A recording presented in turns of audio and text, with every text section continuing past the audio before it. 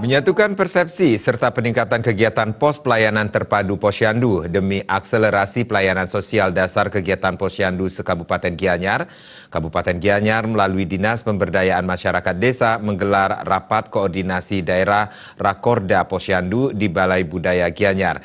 Kegiatan resmi dibuka Kepala Dinas Pemberdayaan Masyarakat Desa Kabupaten Gianyar, Dewengakan Ngurah Adi. Dan persiapan orientasi kader Posyandu untuk pencegahan stunting di Kabupaten Gianyar tahun 2019 yang diikuti 524 orang, termasuk peserta Rakorda sebanyak 242 orang.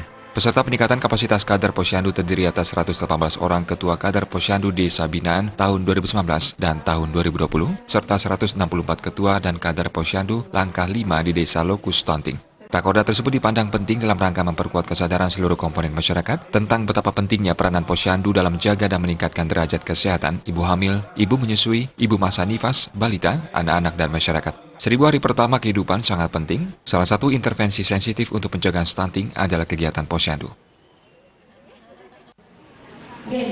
Dari kesehatan hanya sebagai pendamping, semua berperan. Nanti pada saat persiapan orientasi kita akan dilatih bermain role play, selain main peran. Selain semua tahu, nanti dengan harapan apa yang sudah dilakukan pada persiapan orientasi tadi bisa kita pulangkan. Puskesmas menganggarkan lewat dana BOK, mohon bantuan nanti lewat PA Pendamping dari desa, dan ada lokasi untuk orientasi kader nih. Di beberapa desa tadi sudah melaksanakan orientasi kader. Kenapa demikian? Karena BOK pelan-pelan dananya akan berkurang karena semua akan diputuskan diturunkan langsung lewat dana desa. Sementara Kepala Dinas PMD Kabupaten Gianyar, Dewengakan Ngurah Adi mengatakan, Posyandu merupakan salah satu bentuk lembaga kemasyarakatan desa sebagai pusat pelayanan kesehatan masyarakat yang mempunyai nilai strategis untuk pengembangan sumber daya manusia sejak dini. Pemerintah Kabupaten Gianyar juga telah mengangkat 70 tenaga pendamping Posyandu melalui Dinas PMD yang ditempatkan di 70 desa, kelurahan se-Kabupaten Gianyar. Hal itu dilakukan dalam upaya meningkatkan pelayanan di Posyandu dan pencegahan stunting serta Posyandu jiwa. Berarti di sana kabiletnya jelas. Tapi kalau orang ngontrak kan ada batas waktunya. Nanti kalau itu diusahakan secara maksimal, pas mereka bina, sia-sialah mereka melakukan budidaya usaha tersebut.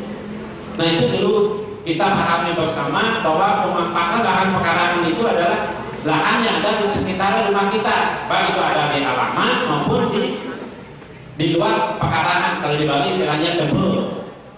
Jadi pekarangan di Bali kan ada 3 konsepnya, itu ada kampung. Dalam upaya meningkatkan kader Posyandu di Desa Binaan dan kader Posyandu di Desa Lokus Stunting, TPPKK Kabupaten Gianyar bekerjasama dengan Dinas PMD memberikan pelatihan pembuatan PMT bagi bayi dan spa bayi demi memberikan pelayanan lebih maksimal melalui kegiatan Posyandu.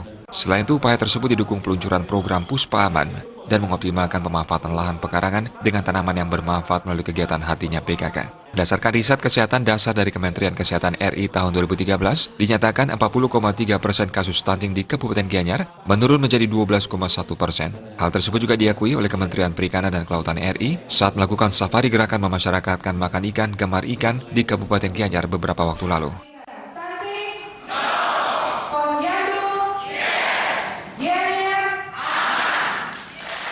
Humas Gianyar melaporkan.